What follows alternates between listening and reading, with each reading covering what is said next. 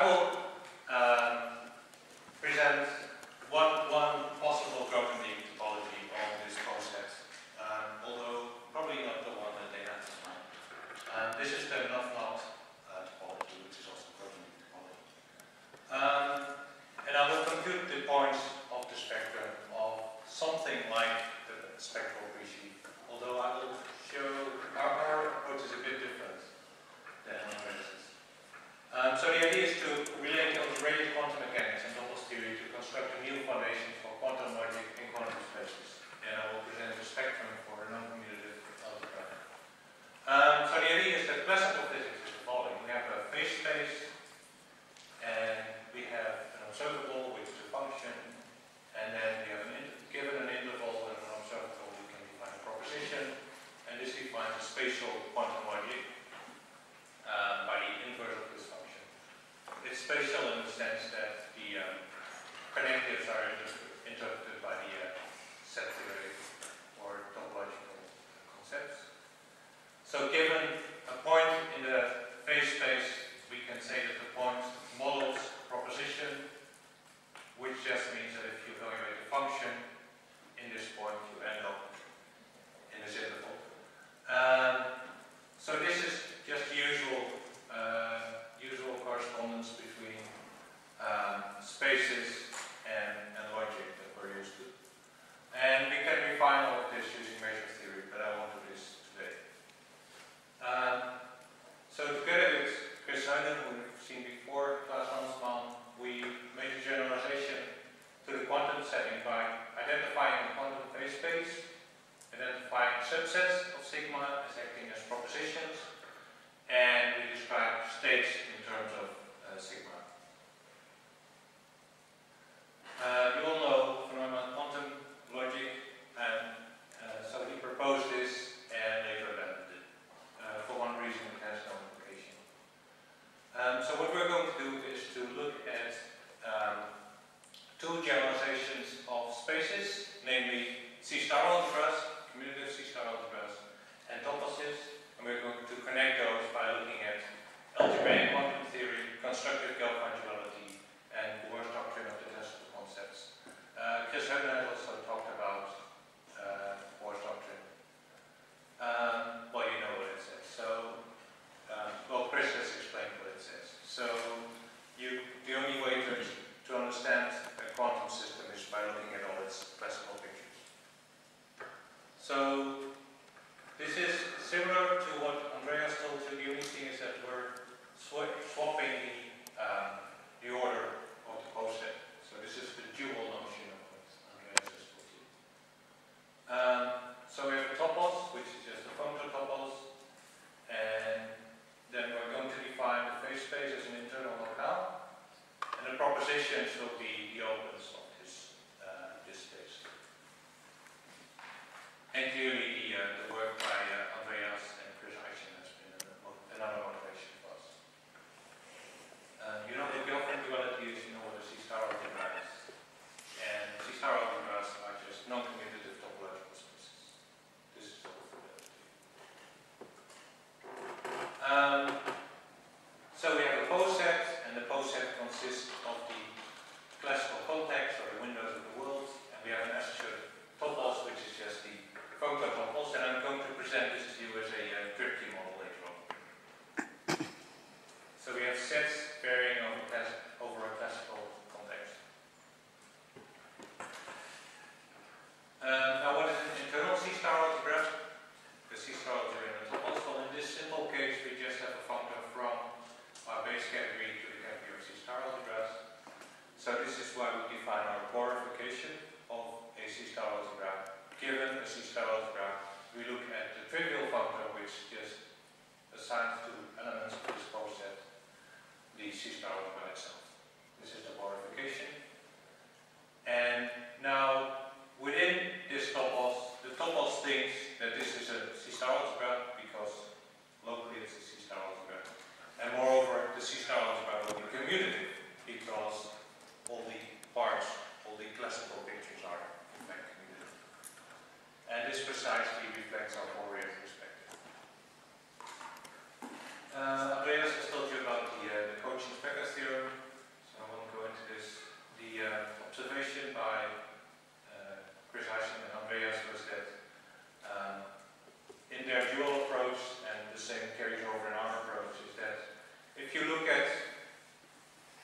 it's impossible. You can reformulate the coincide theorem as saying that there are no global sections for this locale.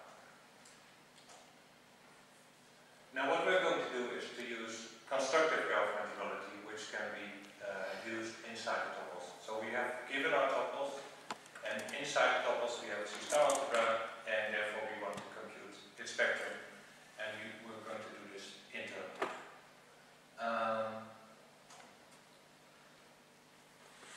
So the classical proof of Gaussian duality heavily uses the axiom of choice, but it uses the axiom of choice only to construct the points in the space. So what we're going to do is we want to work with spaces without points, locales, topological spaces without points. And this is a maybe not so well-known motivation. So actually the axiom of choice is never really needed. It's only needed to make the connection with actual point set topology. And so it's a slogan, and the idea goes back to Joel, and later on a lot of people have worked on this. Joel has been an important motivation, and I think so people like Pointfree Topology and also myself have worked on this. All these things have been done mostly by Pointfree and co-workers. And we have, so what I want to stress here is that we have two point-free approaches to topology. One is the formal spaces, and the other one are the commutative C-star algebras, formal continuous functions.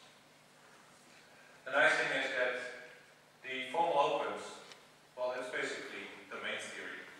So with Dana and Samson being here, it's clearly some two different slides.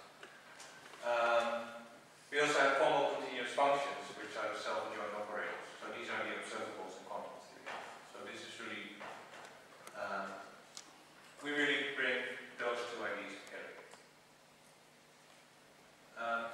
So the phase space, as promised, I'm going to define a phase space.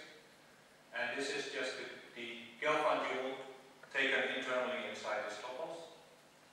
So it's the Gaussian dual of the Bohrification. And the Bohrification is an internal C-star algebra.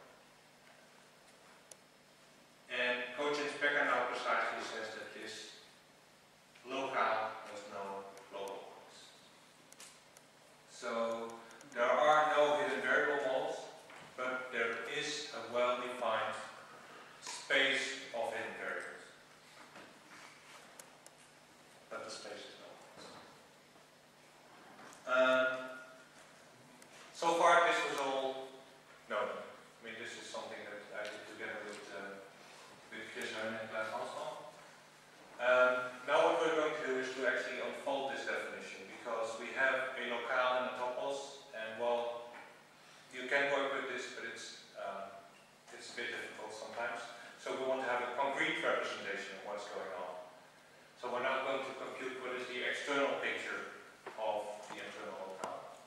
So what do you do? So this is something that, this is a general fact. If you have a locale in a topos, you can unfold it. And this is like iterative forcing in set theory, or it's like the composition of geometric functors, geometric morphisms.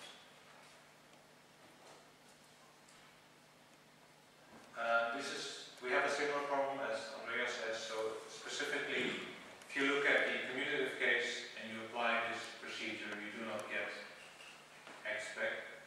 So that's another thing that I want to address. So the first thing I'm going to do is to give you a concrete computation of what the spectrum looks like, and then I'm going to propose a solution for this problem. The solution is different from the one that. So here's what you do. If you have a site, a Grothendieck topology. A Grothendieck topology is a way to present the locale. Inside the topos, this Grothendieck topos of the site C, then you have a construction of a semi-direct product, which actually allows you to unfold this definition. So you should think of D as a locale of this topos, and that's how we're going to apply this. This may look scary, but in fact, it's very concrete.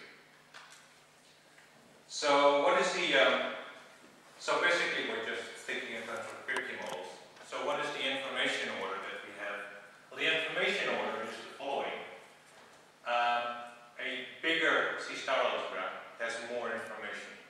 So that's the ordering that we get here. So we get objects of this semi-direct product. And if you like forcing in set theory, these are just the forcing conditions. Or these are the opens of the underlying locale. So what does an open look like? What does a finite approximation look like, if you like, domain theory? So it's some C-star algebra and some open in a spectrum. And we have the information order. When does some bigger subalgebra, when does some subalgebra and some open in a spectrum give more information than another open? Well, it's precisely if we have a bigger subalgebra and we have a smaller open. So this is precisely what you expect. And then we define a covering relation. I will not go into this, but this is just precisely what you get by just directly computing it. Now the theorem is that the points of this locale are precisely following. It's a consistent ideal of measurement outcomes. I'm going to define what a measurement outcome is on the next slide. So for C of x, the points are the points of the spectrum of a subalgebra. So we're going to want to have a refinement of this. So what is the measurement outcome? So let's just do it for Boolean algebras. It is it assigns an outcome to so given the set of questions, you choose one of the predictions. Okay, 2, 3 things. Yep. Now you can argue about whether you want to do maximal subalgebras or whether you want to do all subalgebras. And I'm going to include maximality. So how do we include maximality? Well, what we're going to say is we're only going to care about what happens eventually. And this is well known also in modal logic. So this double negation gives you some kind of modal operator, and it says, well, we're only interested in what happens eventually. So you put this Pointfree topology on your post set, and then you get set theoretical forcing. This is well known. And as an extra bonus, this allows you to actually use the full power of classical logic internally. So the scripting model actually becomes a Boolean value model, and you can just use all the tools of classical logic. So this is what I said, you get what happens eventually. And